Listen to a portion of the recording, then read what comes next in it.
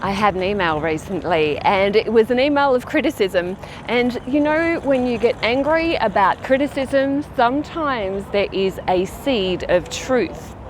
This email said, "Why are you always talking about trading psychology in this video series? Why aren't you talking about trading?"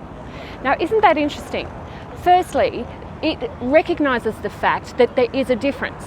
Because as we all know, because we've been following this video series, there's a difference between trading system design, psychology, and maintenance of your system. I've been talking about psychology because I know that without psychology, without your mind being right, there is no way you will excel in the markets. You will quit at the first sign of trouble. You will say this is too hard when somebody criticises you. You will not recognise the truth when one of your mentors is an unreasonable friend.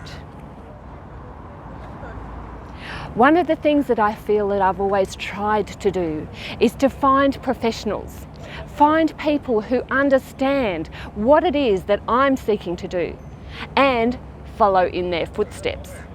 And I can tell you that psychology is the easiest way to up your mindset, your level of income, and your ability to keep that income. Because without that right mindset, you are in deep trouble. But let's talk about some of the system things that you need to know.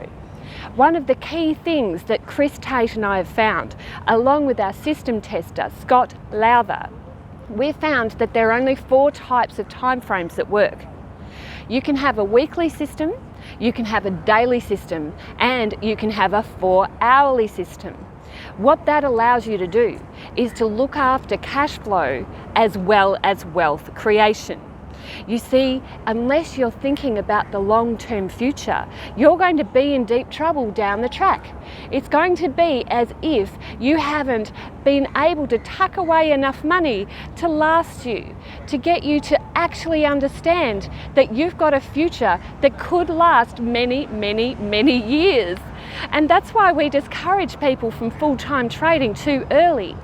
Unless they've had enough to stack away that nest egg, that long-term future is going to be very tricky. Now, once you've got those 3 time frames, one of the next things you need to do is to decide which instruments to choose.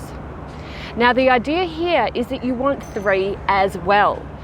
Over time, you want to learn to trade some combination of equities, CFDs, index trading, commodities, FX, E-minis. Gosh, not that we trade those at the moment, but heck, we might. And you're going to want to know the specifics about how to do it, about how to use that system to be able to bring about the best possible results. You're not going to want to learn that in a hurry. Oh no, you're going to want to take your time. Take your time when the market changes. You're going to want to be the type of person who is ready when things actually end up swinging in that direction. So let's say you choose CFDs, equities, and commodities. When one stops trading, then you'll trade the other. You might trade 2 at one time, maybe 3 at one time, but I can tell you, you are not going to trade 15, because what happens with that is you become very scattered. You spread yourself too thin and you end up in deep trouble. So consider your time frame. Consider the instruments you want to trade. Do that in advance of even touching the button to buy the next position. Because if you don't, you are going to end up in all layers of chaos, and we don't want that. So that is the best trading specific advice that I can give you today. That is your first step.